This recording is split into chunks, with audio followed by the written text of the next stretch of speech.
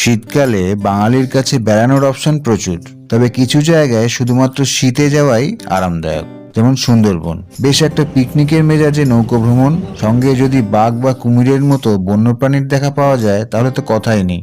তবে যদিও বা কুমির দেখা যায়, তেনার দেখা বা বাঘের দেখা পাওয়া খুবই বিরল ব্যাপার। জালের মতো ছড়িয়ে থাকা বদ্বীপ অঞ্চলটিতেই রয়েছে এই গ্রহের বৃহত্তম ম্যানগ্রোভ অরণ্য। এখানকার ভূপ্রকৃতির জন্যই যাতায়াত ব্যবস্থাও বেশ দুর্গম, মূলত নৌকা নির্ভর, ফলে প্যাকেজ ছাড়া গতি নেই। আমরা আবার একটা নতুন ট্রিপে বেরিয়ে পড়েছি। সুন্দরবন প্যাকেজ ট্যুর 3 রাত 4 দিন, 2 রাত 3 দিন, এমনকি 1 রাত 2 দিনও হয়। তবে বেশি চালু 2 রাত 3 দিনেরটা। আমরা ওটাই নিয়েছিলাম। কিভাবে বুক করলাম, গেলাম, ঘুরলাম, খাওয়া দাওয়া করলাম, সবটাই তুলে ধরার একটা চেষ্টায় এই ব্লগ।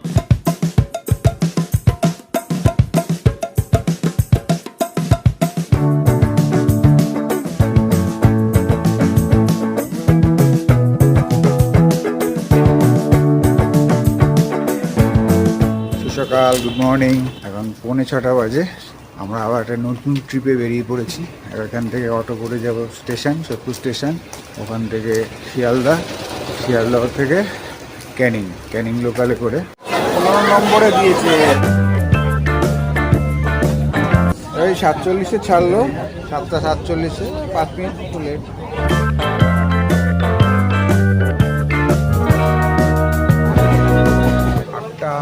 8:49-এ এলো আর কালদি, ক্যানিংয়ের ঠিক আগের স্টেশন। 9টা ঠিক আগেই পৌঁছে গেলাম। প্যাকেজ বুক করেছি এখান থেকে ক্যানিং টু ক্যানিং, যেটা ম্যাক্সিমামই প্যাকেজ বুক করে আগের থেকে বুক করে আসে, যাতে সুবিধা হয় আর কি। সোনাখালি বা গদখালি যদি এখান থেকে ডাইরেক্ট চলে যাওয়া যায়, সেখান থেকেও অনেক প্যাকেজ অন স্পট বুক করে নেওয়া যেতে পারে। এটা আমার ধারণা, আমি কখনো আসিনি, হতে পারে। তবে এখানে প্যাকেজটা মাস্ট, প্যাকেজ ছাড়া ঘোরা যাবে না। এই ক্যানিং লোকাল যেটাতে আমরা এলাম, ওটা আবার চলে যাচ্ছে শিয়ালদার দিকে, ছেড়ে দিল অটো এখান থেকে। এই ক্যানিং স্টেশন থেকে 17 কিলোমিটার সোনাখালি ঘাট।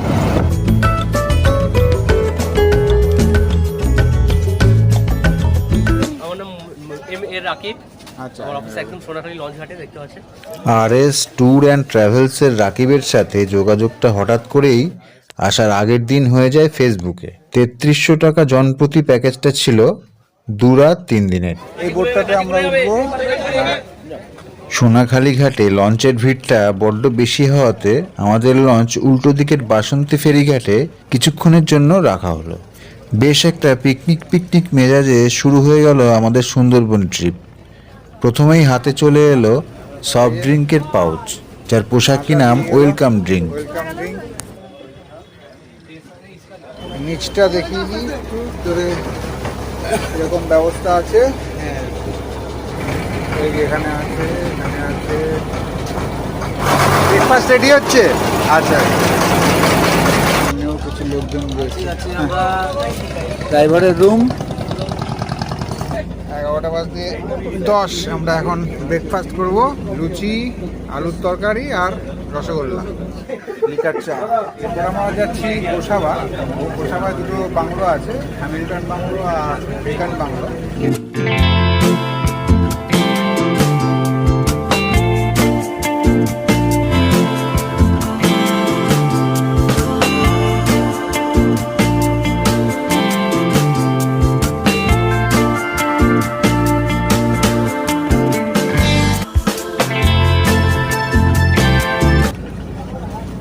এগুলো কিসের পকোড়া? আমদি দাদা, আমদি মাছ চলে এসছে। কেওড়া গাছের বোন। গদখালি ফেরিঘাট এই যে, আর এর উল্টো দিকটাতেই হচ্ছে গোসাবা।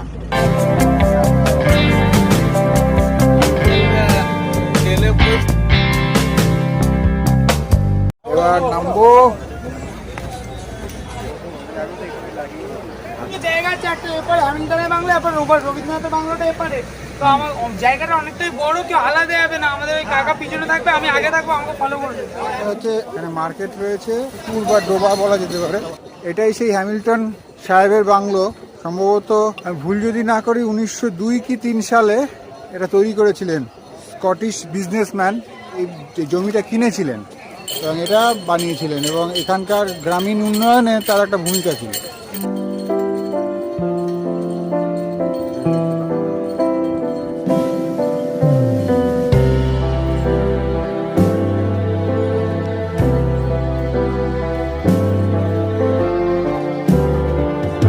কাঠের তৈরি এগুলো সব, আর এইটা কংক্রিটের, এইটা কংক্রিটের। অদ্ভুত টাইপের একটা কনস্ট্রাকশন। আমরা এবার এগিয়ে যাব, ওর উল্টো দিকটা যেদিক থেকে এলাম সেদিকে গিয়ে আবার উল্টো দিকে যেতে হবে। সেখানে বেকন বাংলো আছে, রবীন্দ্রনাথের স্মৃতি বিজড়িত বাংলো যেটা আছে। এইদিকে গোসাবা থানা, বারুইপুর পুলিশ ডিস্ট্রিক্ট। এই 5 টাকা করে টিকিট নিচ্ছে এই বেকন বাংলোতে ঢোকার।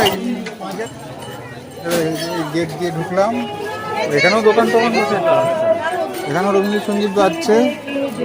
এই পাশে চিলড্রেন্স পার্ক, দোলনা রয়েছে, বসার জায়গা, ওখানে কিছু মডেল সাজানো হয়েছে, আদিবাসী নৃত্য হচ্ছে বা কিছু এরকম কিছু। গৌতম বুদ্ধের একটা স্ট্যাচু আছে, এখানে একটা ফোয়ারা, কিন্তু ফোয়ারাটা এখন চালু নেই। হ্যামিল্টন বাংলোর থেকে এখানে ভিড়টাও বেশি।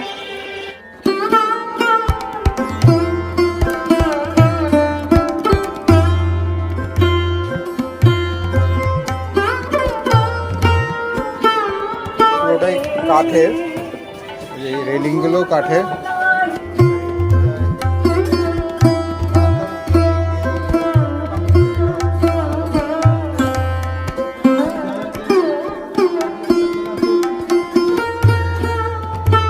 তাড়াতাড়ি করতে হচ্ছে তো, চারপাশে ঘেরা একটা করিডোর মতো রয়েছে।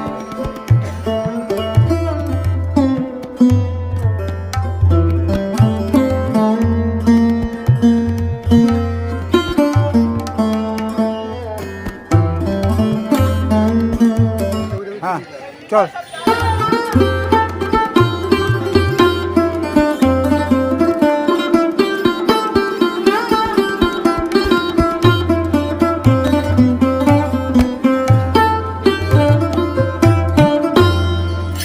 করে এখানে আখের রস।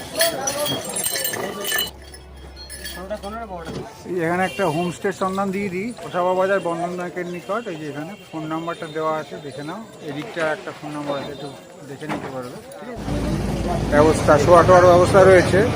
আর এর পাশে দুটো বাথরুম রয়েছে, এই পাশে একটা বাথরুম, এখানে এটা অবশ্য তালা দেওয়া, এটা ইউজ করা যাচ্ছে। এই 2:25 বাজে ফার্স্ট ব্যাচ বসেছে লাঞ্চের। আমরা ফার্স্ট ব্যাচটায় বসিনি, পরের ব্যাচটায় বসবো, ওই জন্য নিচে একটু এসছি। আর উপরে মারাত্মক রোদ, কষ্ট হচ্ছিল। একদম অন্যরকম ট্যুর আমাদের। বললে না তো, ঠিক বজরা বজরা মনে হচ্ছে, বজরায় বসে রয়েছে, জমিদারের মতো শুয়ে রয়েছে। হ্যাঁ এরকম একটা পেয়ে যাচ্ছে একটা। শেকড়পুরে গাছের মতো আগাছাও তো হয়, হাত বান্ধিবি, পা বান্ধিবি, মন বান্ধিবি কেমনে আমার চোখ বান্ধিবি।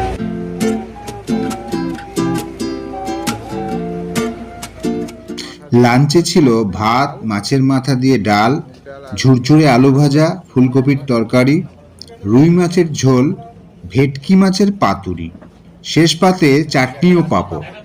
খাওয়া শেষ করে নদীর রূপ দেখতে দেখতে একটু সফট ড্রিঙ্কস। বিকেলের পড়ন্ত আলোয় নদীর সঙ্গে ঘন ম্যানগ্রোভের জঙ্গল, কখনো খাড়ি, কখনো অন্য নৌকার যাওয়া আসা দেখতে দেখতে পৌঁছে গেলাম দয়াপুর। এখানেই দুরাত থাকবো আমরা। সহযাত্রীদের সঙ্গে আলাপ সেরে নিতে নিতে চেক ইন করে ফেললাম। হ্যাঁ হ্যাঁ হ্যাঁ, এটা আমাদের রুম। এই যে সুইচ বোর্ড গুলো আছে, প্লাগ পয়েন্ট এখানে একটা আছে, প্লাগ পয়েন্ট ওখানে আর একটা আছে, এখানে একটা জানলা রয়েছে, খোলার দরকার হবে না, এখন শীতকাল। ওখানে জামা কাপড় ঝোলানোর জন্য হুক টুক রয়েছে। আর এই যে 3 বেডের একটা রুম। এখানে একটা ডিভান রয়েছে, এখানে একটা টেবিল রয়েছে, এখানেও একটা জানলা রয়েছে। আচ্ছা, আলমারি, ও ঠিক আছে, এখানে জিনিসপত্র রাখা যেতে পারে। এই লাইট, ফ্যান তো লাগবে না। আচ্ছা, আর ওয়াশরুমটা দেখিয়ে দিই চট করে। ওয়াশরুমটা এই কল এসে, গিজারও রয়েছে, আয়না।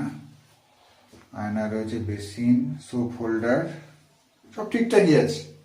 বেশ ভালো ব্যবস্থাপনা, তাই না? বেশ ভালো। তারপর সান্ধ্য সাংস্কৃতিক অনুষ্ঠান। স্থানীয় শিল্পীদের গান, নাচ, বাদ্যের সঙ্গে পা মেলালেন আমাদের সহযাত্রীরাও। সঙ্গে অন্যরকম মাত্রা যোগ করল মিঠুর বাঁশি।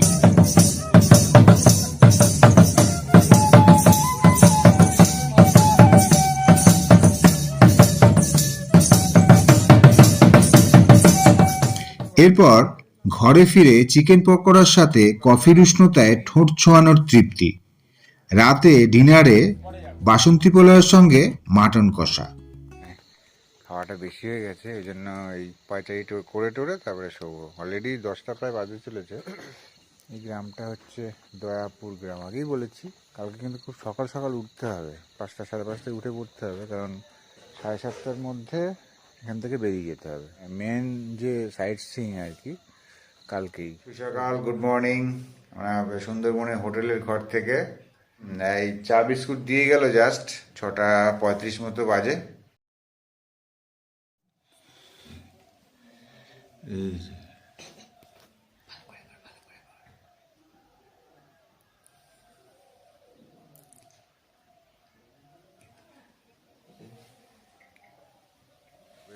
আমাদের পাশেই একটা রুম আছে, তারপরে ওর পাশে আছে অনেকগুলো। পাখি ডাকছে, কি পাখি এটা? এই যে সুন্দর গাছপালা এসে চলে এসছে, এই যে সকাল সকাল গুড মর্নিং জানাতে চলে এসছে। ওকে কালকে রাত্রেবেলা খেতে দিয়েছিলাম এনে।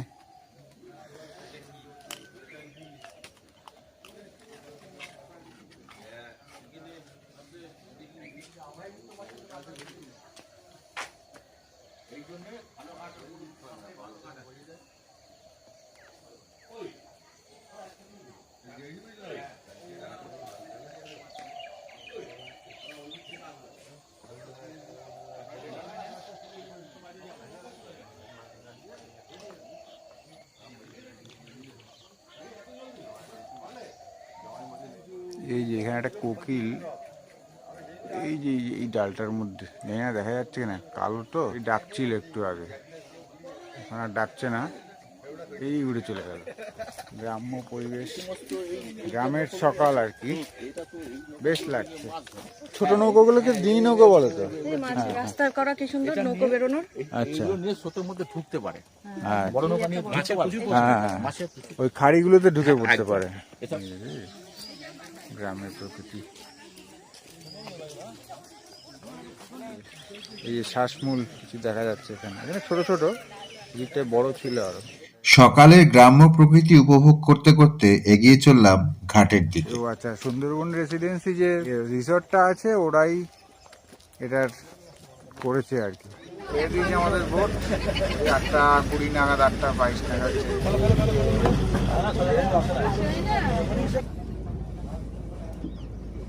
সবাই উঠেছে তো নাকি? উঠে গেছে। এখানে 20 জন তুলে নিয়েছে। আচ্ছা আচ্ছা, আর এখানে টোটাল কতজন যেন আমাদের? 26 জন। আমাদের কয়েকজন সহযাত্রী এইটাতে উঠবে আর কি।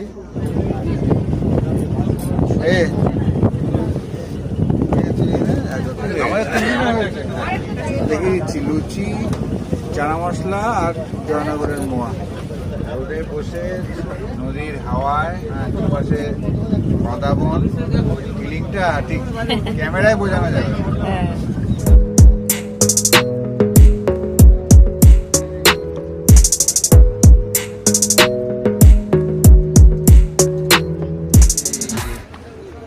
Welcome to Sajnekhali Sundarban tiger reserve, পাশাপাশি আছে আমাদের লঞ্চ। মায়ের দোয়া, ওখান থেকে সবাই ওখানে অনেকে নামছে। আর এই আশপাশটা দেখো, এই দারুণ লাগছে। এই যে সেফ সুন্দরবন বলে ওখানে একটা সাইনেজ রয়েছে, আর এই আশপাশটা এরকম আছে। ওখানে ডাকাডাকি শুরু করেছিল, তাড়াতাড়ি যেতে হবে, কারণ এখানে বেশি সময় দেওয়া যাবে না। Conservation partner store, by Sundarbans handmade souvenir, become a partner in conservation.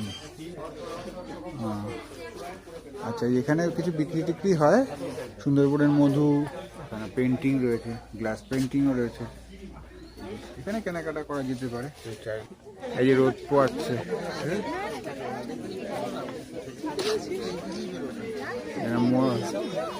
মরা মনে হচ্ছে যেন, দেখে মনে হচ্ছে। এবার এই যে ওয়াচ টাওয়ারটায় উঠবো আমরা। বাবা, আসলে মৌমাছি নাকি? ওই যে মৌমাছির চাক, এই যে কত মৌমাছি উঠছে। এখানে থাকাটা ঠিক হবে না, তাড়াতাড়ি পালাতে হবে। চলো যাওয়া যাক। হয়ে গেল দেখা?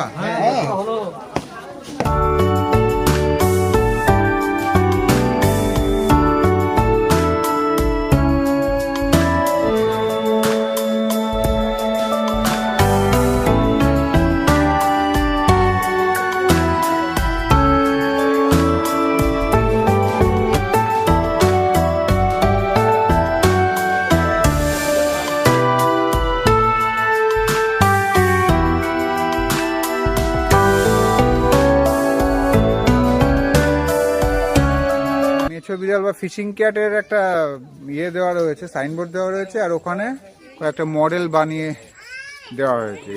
পশ্চিমবঙ্গ বন উন্নয়ন নিগমের মৌবন মধুকেন্দ্র এখানে পাওয়া যায়। তো আমাদের কটেজের ওখান থেকেও পাওয়া যাবে প্লাস্টিক বর্জিত এলাকা। পরে হচ্ছে এক্সটিংক্ট অ্যানিমালস অফ সুন্দরবন রয়েছে, গর্জন, কেওড়া, গেওয়া, খলসি, কাঁকড়া, গোলপাতা আছে, আরো মঠগড়ান, হরগজা, তোড়া, হোদো, তারপরে সুন্দরীর শিকড়ে যেগুলো আমরা আস্তে আস্তে দেখছিলাম, ধানি ঘাস, এসব রয়েছে। প্রাণীগুলো ওই পাশটায় রয়েছে, দেখাতে পারলাম না। ওই যে ম্যানগ্রোভ ইন্টারপ্রিটেশন সেন্টার, এর ভেতরে ওঠা যায় নাকি? না না না না, ওঠা যাবে না, বন্ধ আছে। এটা সুন্দরী গাছের একটা, এই একটা সুন্দরী গাছ। এখানে যে এই যে শ্বাসমূল আর কি, সুন্দরবন টাইগার রিজার্ভ, মানে এটা একটা পার্ট তো, একটা বড় পার্ট তো বাংলাদেশ, 34% ইন্ডিয়াতে পড়ে, মানে পশ্চিমবঙ্গে পড়ে, আর বাকিটা তো বেশিরভাগটাই বাংলাদেশে পড়ে। রিভার কি হরিণ ভাঙা, রিভার গোসাবা, রিভার গোনা। আবার এখানে একটা বাংলো টাইপের করা আছে ছোট, তো শ্বাসমূলগুলো দেখ মনে হয় যেন মাটি দিয়ে তৈরি হ্যাঁ করেছে। পুঁতে রেখেছে কেউ মনে হচ্ছে। এখানে একটা আছে, আর ওইখানটায় একটা যাচ্ছে, এই যে একটা যাচ্ছে। এই যে চলে এলাম, এটা অন্য গেট আর কি।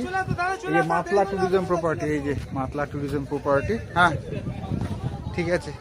ও এত তাড়া লাগাচ্ছে, ওই যে আমাদের বোট দাঁড়িয়ে আছে ওখানে, ওই যে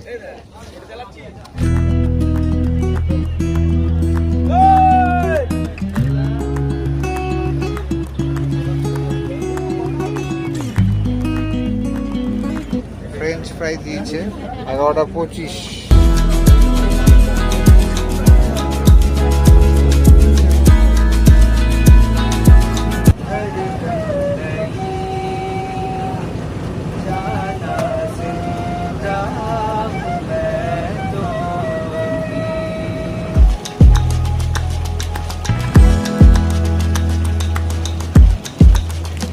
সুজন্যখালিতে তো নামলো না, এখন আমরা শুনছি দোবাকি যাবে, দোবাকি বেশ কিছুটা দূরে এখান থেকে।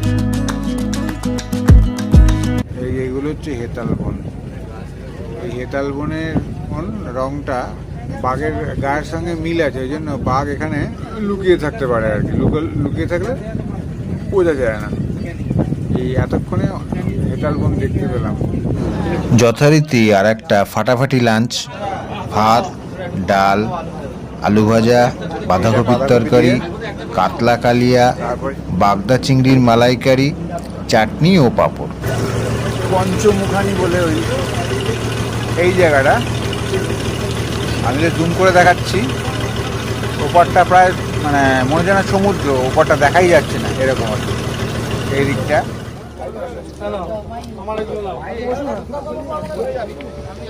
বাবা কিভাবে যেতে হচ্ছে। এই এসছি দোবাকি ক্যাম্প, দোবাকি ক্যাম্প সুন্দরবন ব্যাঘ্র প্রকল্প। এখানে টয়লেট আছে ডান দিকে। আচ্ছা, এই জাল দিয়ে ঘেরা এই রাস্তাটা দিয়ে সোজা চলে যেতে হবে। এটাকে ক্যানোপি ওয়াক বলে।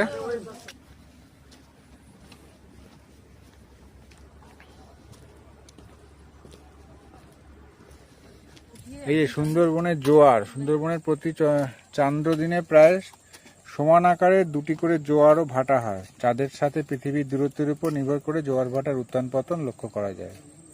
সুন্দরবনের মিষ্টি জল, জিওলজি অফ সুন্দরবন, সুন্দরবনের ভূতত্ত্ব, মেনু বা ডাকু একটি উভচর মাছ যা জৈব মৃত খাদ্য গ্রহণ করে ও ম্যানগ্রোভের কাদামাটিতে বসবাস করে। মাঠ স্কিপার্স, অনেকটা রাস্তা হেঁটে হেঁটে এই যে রাজকাঁকড়া। আমরা তালসারি বিচে পেয়েছিলাম এটা, ওরা মেটিং করছিল, একটা বিরল দৃশ্য দেখেছিলাম। আমার ডেসক্রিপশন বক্সে দিয়ে দিচ্ছি দীঘা সিরিজের লিঙ্ক। এই যে মেছো বিড়াল বা বাগরোল, ফিশিং ক্যাট, যেটা রাজ্য প্রাণী আর কি আমাদের পশ্চিমবঙ্গের, চিতা বিড়াল, লিওপার্ড ক্যাট, এই যে কিং কোবরা, শঙ্খচূড়, রাজগোখরো। এইখানে ওয়াচ টাওয়ার, এই যে দূরে ওই যে হরিণ জল খাচ্ছে, বেলে হাঁস এগুলো। ওটা কি ঘন জঙ্গল এই জায়গাটা। এই মাঝখানে এই জলাশয়টা, এখানে পাখি বা সমস্ত মানে হরিণ বাঘ সব এখানে জল খেতে আসে আর কি। আর ওই পাশটায় নদীটা ওই পাশটায় রয়েছে, ওই যে ওই দূরে জঙ্গলের ভেতরেই রয়েছি আমরা বলা যেতে পারে আর কি। আশপাশটা ক্যামেরা দেখা যাওয়ার একটু কথা। হ্যাঁ, ওই গাছের ওখানে দূরে হাঁসগুলো তো দেখাই যাচ্ছে। মানে ওখান থেকে এই যে টাওয়ার থেকে হরিণ, হাঁস ইত্যাদি দেখে বেরিয়ে এলাম। 2003 সালে ইনঅগারেট করা হয়েছে বাঘ দেবতা মা ও মা বনবিবি মূর্তি। বাঘ দেবতা ও বনবিবি একসঙ্গে আর কি।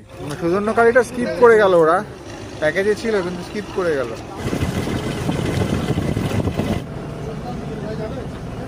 নেমেছি বাকিদের যে আইল্যান্ডটা আর কি, এখানটা জায়গাটা এই 5:30 নাগাদ। হ্যাঁ, এখানে ওরাও কেনাকাটা করবে, আমাদের একটু ঘোরার সুযোগ দিল আর কি। বাজার টাজার আছে, অনেক কিছু দোকান আছে। বলছি এটা কি জিনিস কাকি? কি জিনিস এটা কি বাদাম, কাঁচা বাদাম। কাঁচা বাদাম? ওর ভিতরে শাঁস আছে, বাদামের মতন পাওয়া যায়, শাঁসটা খুব ভালো। তাই? কি বাদাম বলে এগুলোকে? এগুলো বাদাম, বাক্স বাদাম বলে। বাক্স বাদাম? মধু কত করে? না না, এই একটা বোতল কত? হ্যাঁ, 75 টাকা আছে। এগুলো হচ্ছে 400, এগুলো 400 আর এগুলো 200। ঘাটের কাছে এই রিসর্টটা রয়েছে, সুন্দরবন পাখিরালা বলে লেখা আছে। Heritage hotel and resort. Phone number দেওয়া আছে, এখান থেকে যোগাযোগ করে নেওয়া যাবে।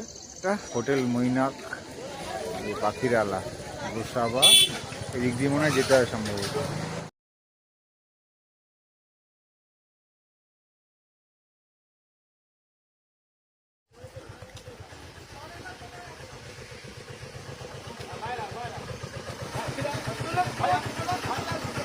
এই ভ্যানটায় আমাদের লাগেজগুলো যাচ্ছে। আমাদের ঘাটটা কিছুটা দূরে তো, আমরা হেঁটে হেঁটেই চলে যাচ্ছি। যে প্যাকেজ অনুযায়ী বেশ কিছু জিনিস বাদই রয়েছে। তো এইখানে মূলত যেটা আমাদের যেটা অভিজ্ঞতা, যে খাওয়া দাওয়াটাই মেন হয়ে যায় আর কি, ঘোরাটা সেকেন্ডারি হয়ে যায় আর কি। ঘোরাটা সঙ্গে থাকে আর কি, তবে খারাপ লাগবে না, এলে যথেষ্টই ভালো লাগবে। অন্তত কিছুটা স্বাদ পাওয়া যাবে। বোটে ঘোরার যে অভিজ্ঞতাটা, দুপাশে ম্যানগ্রোভ ফরেস্ট নিয়ে মানে নানা রকম নদী নালার মধ্যে দিয়ে যেতে খারাপ লাগবে না, সেটা ভালো লাগবে। পালিয়ে যাচ্ছে। হ্যাঁ, দারুন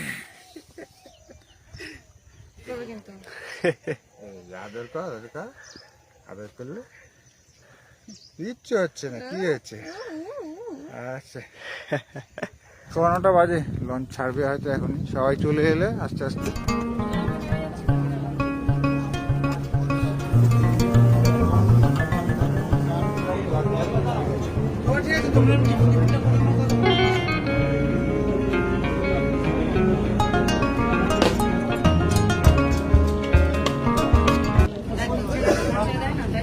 ভেবেছিলাম ফিরে যাব, কিন্তু যাচ্ছি না, চেঞ্জ করলাম সিদ্ধান্ত।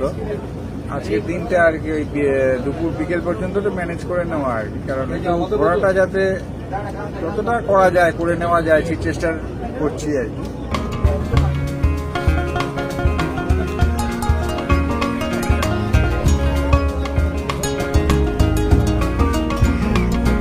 বনবিবির মন্দিরটা আমরা ক্রস করে চলে এলাম, বেশিটা চলে এসেছি, আমি দেখিয়ে দিলাম। ওখানে আর নামবে না, এখন সোজা ঝড়খালি চলে যাবে এখান থেকে।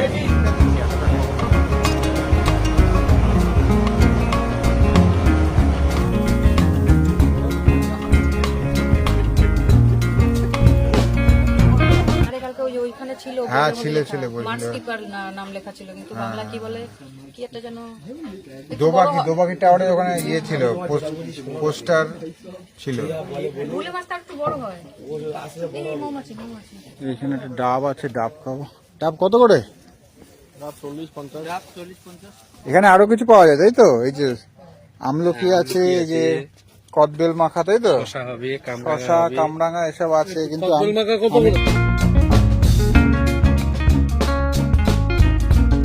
গ্রামটার নাম হচ্ছে বিজয়নগর গ্রাম, হ্যাঁ দ্বীপটার নাম হচ্ছে বালি দ্বীপ। হ্যাঁ, বালি দ্বীপ দুটো পার্টে ভাগ আছে, বালি আচ্ছা। 1, বালি 2। আচ্ছা আর আচ্ছা। যে মুখটাতে বেড়াতে এসেছেন, এই হ্যাঁ, হ্যাঁ। মুখটার নাম হচ্ছে দুনের মুখ। ও 3টে নদীর মিলন ও। হয়েছে এখানটা, আচ্ছা, দুনের আচ্ছা। মুখ। আচ্ছা। একটা হচ্ছে আপনার জঙ্গলের দিকে মানে সাগরের দিকে বেরিয়ে গেছে, হ্যাঁ, হ্যাঁ। একটা গেছে ফরেস্টার অফিসের দিকে, হ্যাঁ। যেটাকে আপনার পাখিরালা ফরেস্ট, হ্যাঁ, একটা গোসবা, হ্যাঁ, একটা গেছে গোসবার দিকে, আচ্ছা। একটা সাগরের দিকে গেছে, একটা হচ্ছে আচ্ছা। আবার পাখিরালা কি দিকে। কি নদীগুলোর নামগুলো? দুর্গা দুয়ানি আছে, দুর্গা দুয়ানি, এইটা দুর্গা দুয়ানি আছে, ওটা গোমতী আছে, আচ্ছা, হ্যাঁ, এই গোমতী শাখা। আচ্ছা, গোমতীর শাখা এদিকে, আচ্ছা। আপনারা তো মাতলা পেরিয়ে এসছেন, ক্যানিং থেকে এসে মাতলা হ্যাঁ, পেরিয়ে চলে হ্যাঁ, এসছেন। থ্যাংক ইউ দাদা, হ্যাঁ, আবার আসবেন, হ্যাঁ, হ্যাঁ, হ্যাঁ। ভালো লাগবে। হ্যাঁ।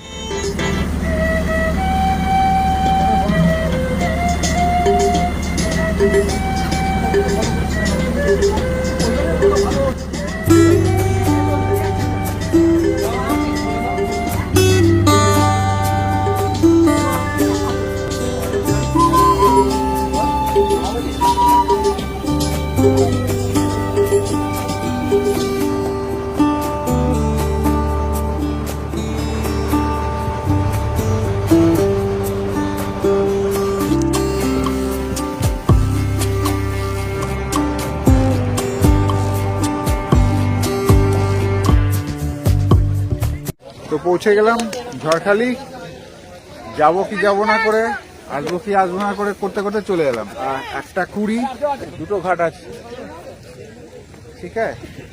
তবে আজকে যেহেতু সোমবার উইকডে, সেহেতু একটু মনে হয় ভিড়টা কম আছে। কালকে রোববার যেমন সজনেখালিতে ভিড়টা বেশি ছিল। এই আমাদের বোট চলে গেছে ওখানে মায়ের দোয়া। আর যে বঙ্কিমবাবু আমাদের গাইড, এই যে এটা বাঁশের সাঁকো আছে, একটা না দুটো সাঁকো আছে, বাঁশের সাঁকো দিয়ে যাব। চলো যাওয়া যাক।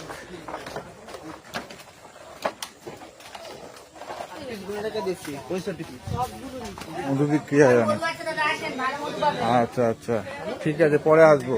1:25, ওই ধরে রাখ, 2:30 বেজে যাবে। আর এইটা দিয়ে এন্ট্রি, কিছু মডেল করে ডলফিন, তারপরে কিছু লোকজন, কিছু পাখি, বকটক, বাঘ, নৌকা, সমস্ত কিছুর মডেল তৈরি করে একটা জুম আউট করে দিলাম। ও এখানে টিকিট কাউন্টার, অ্যাডাল্ট ফ্রি, 30 টাকার টিকিট। এই নো পেট অ্যালাউড, ঠিক আছে, পোষ্য প্রাণী নিষিদ্ধ, এখানে পেট নিয়ে আসা যাবে না। আচ্ছা, এইখান থেকে এই গেট, তিনজন, ওই যে ওই যে এই যে এখানে কতগুলো পূজা দেখা যাচ্ছে। ও দারুণ দারুণ, ব্যাপক। এখানে কিছু রাইড টাইড রয়েছে, এই যে বাচ্চাদের রাইডেই, এখানে বাচ্চাদের কিছু রাইড আছে। দিকটা আমরা এখানে ডান দিকটা দিয়ে চলে যাচ্ছি। আর এখানে খাওয়ার জল এখান থেকে ভরা যেতে পারে। পাশ দিয়ে এই আমরা ওই রাস্তাটা দিয়ে এসেছিলাম। বাঘমামার দেখা পাই কিনা।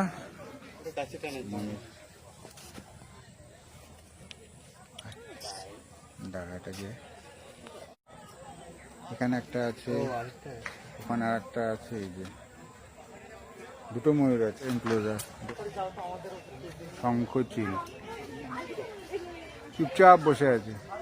দেখি কুমির সত্যি নাকি মাটির কে জানে, বোঝা তো মুশকিল।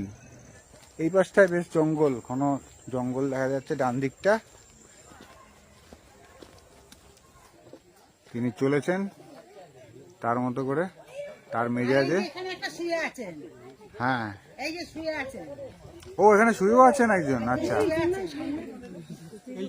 শুয়ে রয়েছে, পুরো লেজটা কাটা কাটা।